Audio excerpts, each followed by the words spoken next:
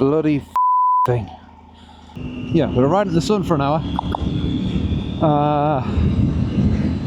Get the Kielder, put the jet foil in, maybe have a little cup of tea, and then do the little, what's it called again? I can't remember what it's called, the wood trail or the forest trail or the mini track or whatever it's called.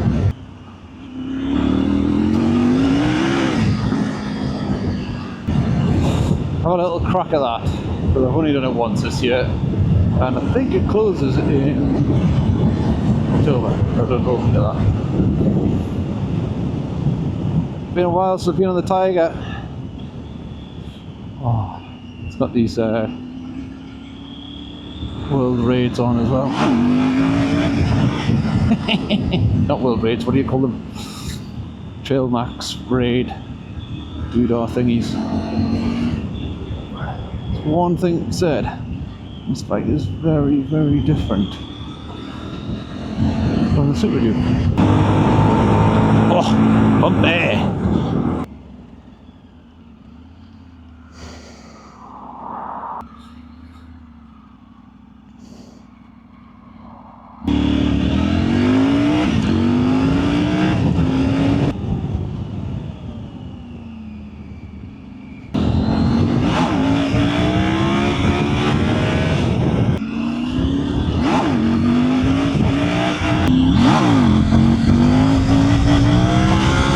Sorry, a little bit naughty. Nice slow stuff. Do love this bike though. Oh man, I do love it. Just so friendly. Just so, like, safe. And just so much fun as well. It goes on about, oh, too soft and squidgy, and it is. Like, it is soft and squidgy, don't get me wrong, but the roads I'm on, the roads we are all on, everybody's on. Unless there's somewhere that I don't know about that's got these amazing roads, but the roads you want to be on, to be honest, they're crap. Why would you want to be on a sports bike? Why nobody wants to be on a sports bike these days? Flipper is, oh, heaven.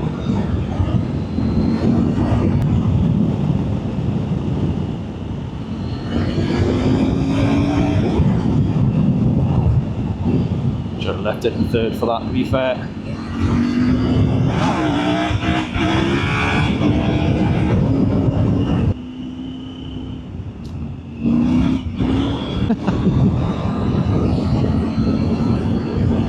See, that is the difference for me. That is the difference. You go over that in the superbike, you're like, oh yeah, little, you got like a hump now, a little whatever.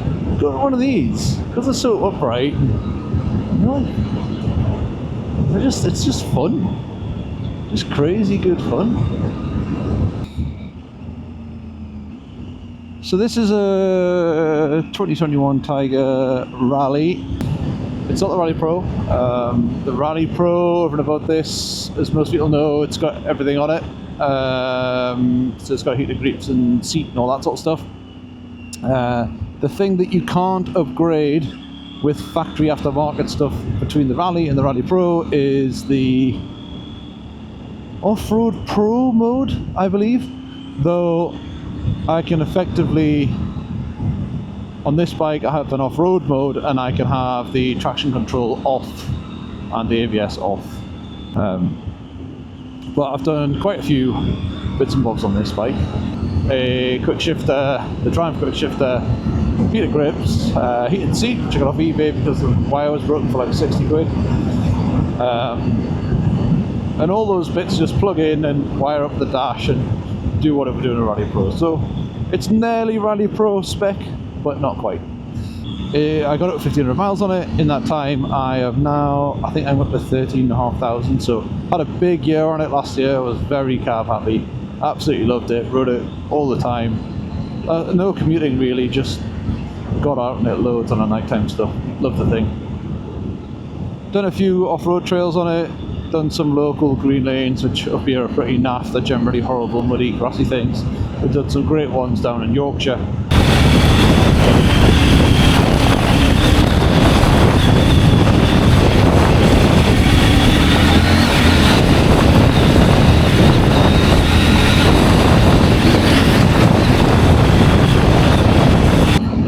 I was out with the T7 and I wouldn't have said there was that much difference. I mean, apart from I think this feels a little bit twitchier off-road, even when you do the whole preload suspension thing. I've got 2 sets of wheels for it. I'm currently running Trail Max Raids right now, and I've also got a set of TKC 70s on my other wheels, which are a bit more roady. I did have the original BTO, whatever they are, and actually I found them great on the road. They're absolutely mega. Obviously they're useless off-road. Absolutely love the bike. Like, it's got its faults, as all bikes have their faults, but I went from the Street Triple RS to this, and I have to say,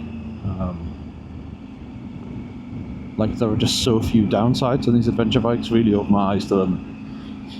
Just mega bits of kit, really. Do miles, can ride horrible roads, can then go and do a green lane, can stick with most sports bike riders on back lanes. In fact, I'll be honest with you, you spend half your time thinking you can see the pain and the anguish that they're in, and you're kind of sat here, you know, not getting banged about at all and enjoying your ride and doing wheelies and jumps and hops and stuff, and they're all sat there getting absolutely battered. Yeah, the thing's just great. Absolutely love it. So, but there are a couple of downsides, I'd say. So I'm going to go and fill up with petrol, some dinosaur juice, and I'll come back and give you a bit of a rundown of that. Okay, I've made a total boob with these gloves. Total boob. Also just remembered, nothing, no touch-a-rooney whatsoever. Oh, what's that saying? Yeah, 40 quid. You're like, that's a nice comfortable glove. No touchy, no wrist strap. All of a sudden you realise, well, they're 40 quid. And that's why they do them. That's why they make them at 40 quid. Let's see a blooming thing. And then you come out and you go in the dark and you still can't see anything because you're so blinded.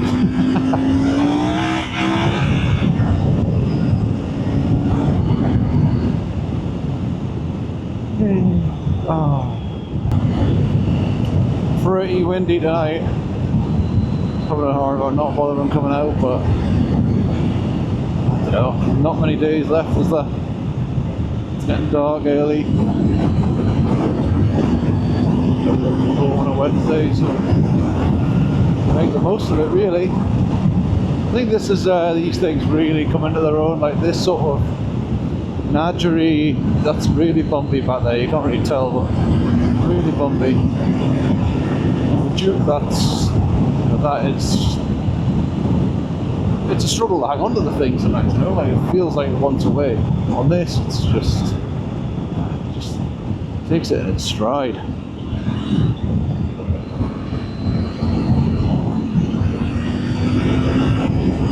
And it's funny, you do ride it different. So on the Duke you're hanging off all the time. And on this I tend to stay upright and push it down, which is probably the wrong thing to do, because the wires are so wide and so high. It just feels quite natural to do that, I think.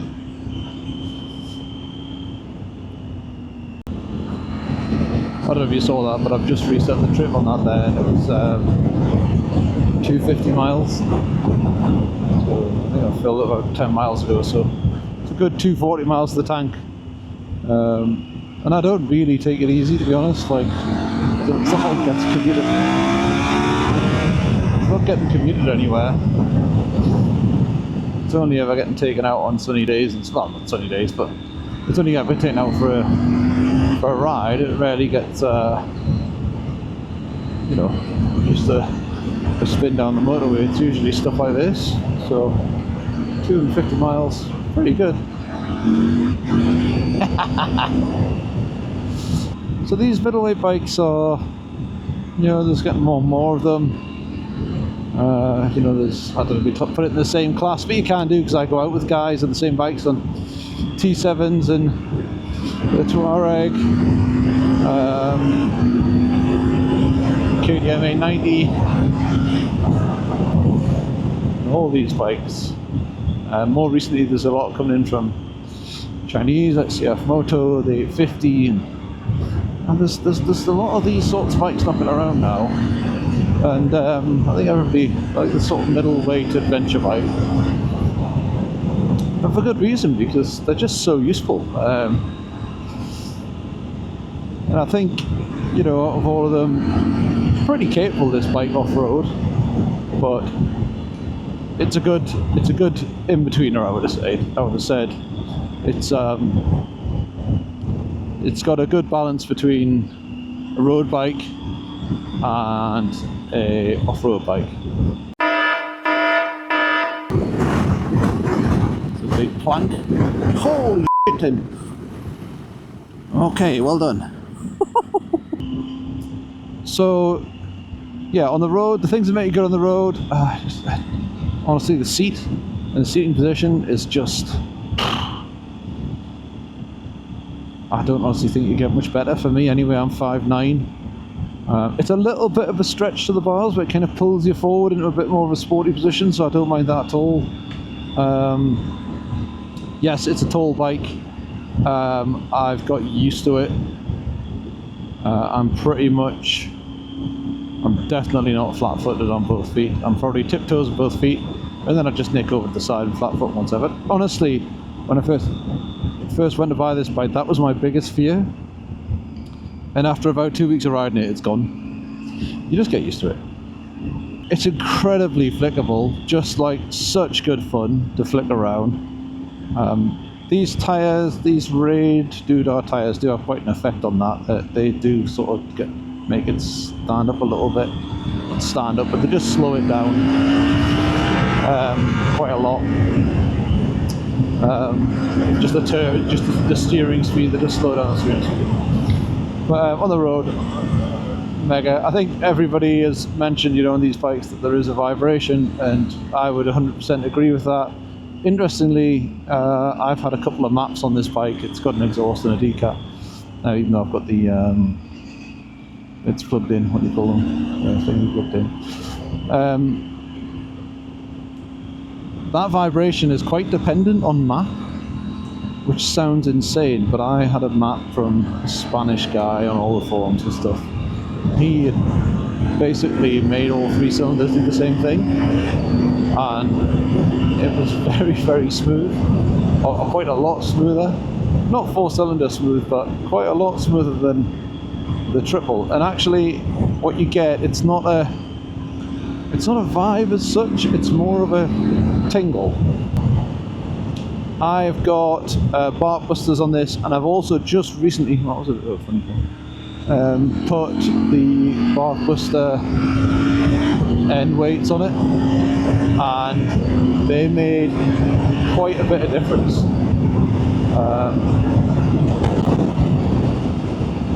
It seems to have lost that ultimate tingle, if you like. It's still there, definitely still there, but the majority of it's gone, which has got me thinking, actually, do I start looking at more bar weight type things, like weights inside the bar and all that sort of stuff. But certainly they have helped, these things here. They're just little, they look super neat on the bar busters.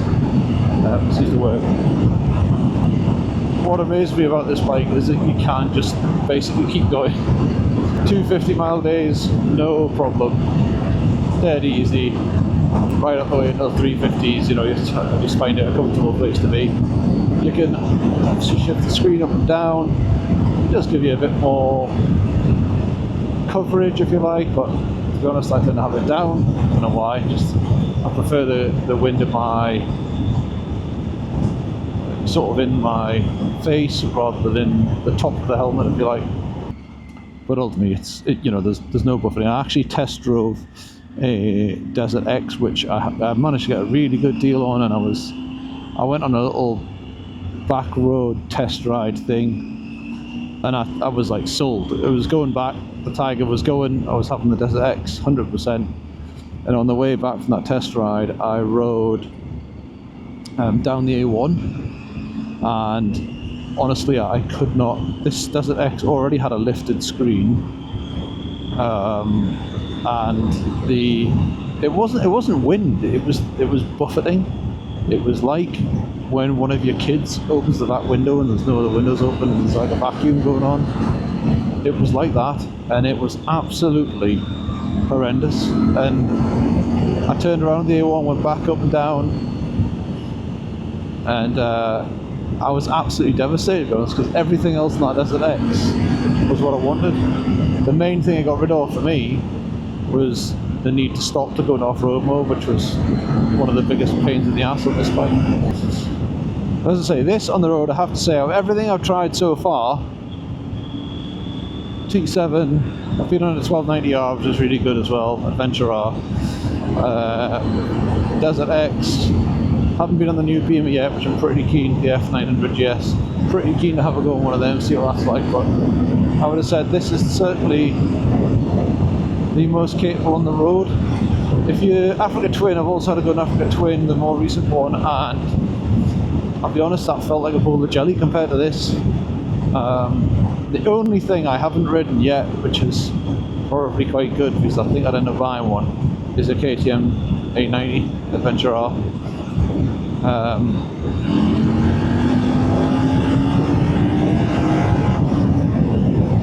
I think that I'll be really interested to see what they're like on the road, but there's no doubt about it, it's probably a really good back road blaster, but again, maybe not as good a tourer as this. So let's talk about suspension. So if you read the manual on these bikes, they have like it's all manually adjusted, with rebound compression on both, I think, and preload obviously on both ends. And there is a handle adjustment for the preload in the rear, which is quite handy. I'm taking it easy because I'm on these off-road tyres, so I don't want to go nuts. But yeah, so you basically are told for road mode to jack up the suspension, the preload on the rear, and to drop all of the preload at the front. And then for off-road mode, when you're doing trails and the like, to do the opposite, so to jack up the front and take all the preload out of the rear. I have to say, doing that, it's a ball ache. The front forks take forever to do that with. It takes a long time. A lot of faffery. I know. Not faffery, but just I've got a little ratchet spanner and you seem to be going at it for a long time. Oh, so hungry. Stopping left like that. Must be 11 full turns or something. But it does make a difference. And if I am going to do like lanes down Yorkshire or something, we're travelling a couple of hours down there, I just do it beforehand. The bike isn't that bad in off-road mode on the road, so I just do it beforehand and accept it. What it does do is it just calms the bike down when you're off-road. Otherwise, the trail on the front of the forks is quite steep, which is great on the road, makes it nimble, but when you're off-road that makes it quite twitchy. So I would advise anybody that's doing off-road to take advantage of those settings and just do it.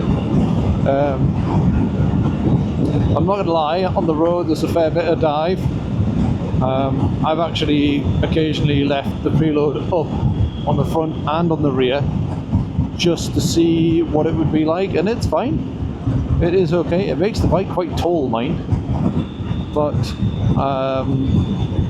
you know, even taller than it already is. And as it's one of the lowest adventure bikes, I think there'll be a lot of people buy it for that reason.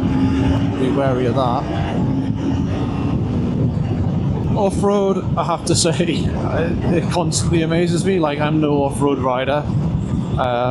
but I've learned that momentum is like your biggest friend, and when you are trying to keep momentum up, you need suspension to kind of help you out, and it does just seem to plow on, to be fair. And there's plenty of situations where I've looked at something, managed to swallow my fear and just gone at it, and Spike has just dragged me through, no problem.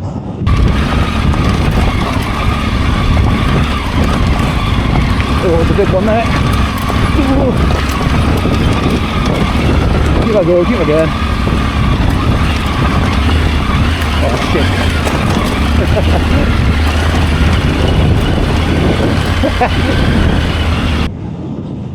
So I would say off-road certainly for me nowhere near the capabilities of the bike, but yeah, it certainly does the job. If you're doing lanes, if you know Scar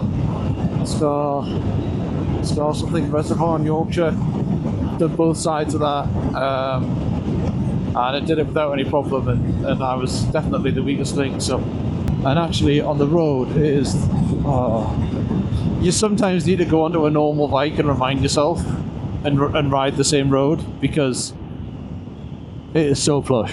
You might feel a little bit soft, but the trade-off is just that compliance on rough roads.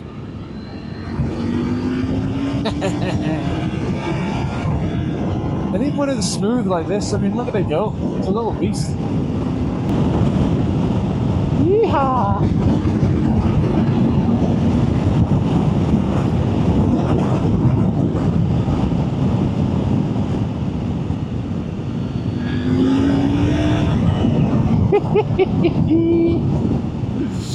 What a bike, man. What a bike. Oh, chocolate bikes. Compare its rivals, right? Well, I've ridden a few. Not all of them. I'm not a bike tester. Just mates' bikes. What other people have got? Test demo rides, things like that.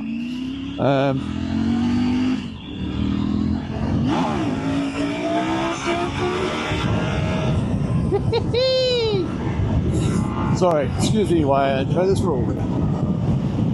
Yeehaw. Triple noise, man, awesome. Bear in mind, this is on like Dunlop rates. I have to say, those tyres they do impress me, mine.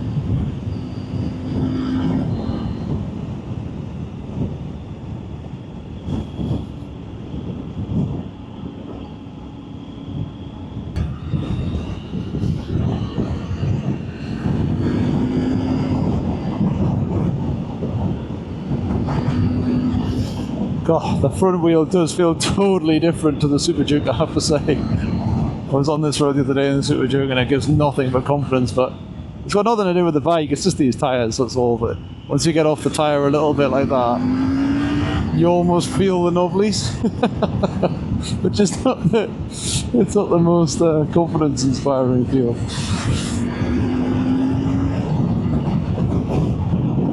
Let's try and ride it like a sports bike, eh?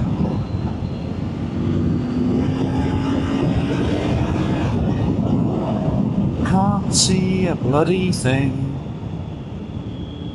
It's like one of my favourite roads, by the way. It's so good. Don't know what noise you guys will be getting, but it sounds pretty good on the uptake there. Yeah.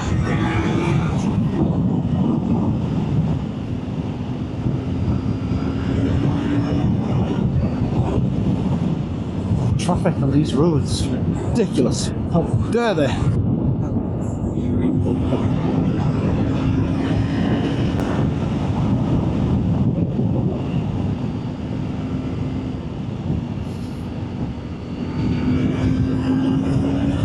Oh man, that's right in my face. Can't see a goddamn thing. There we go.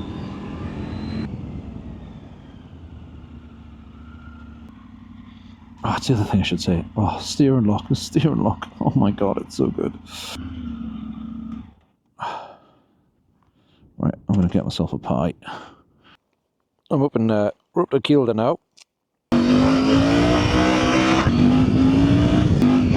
That's better.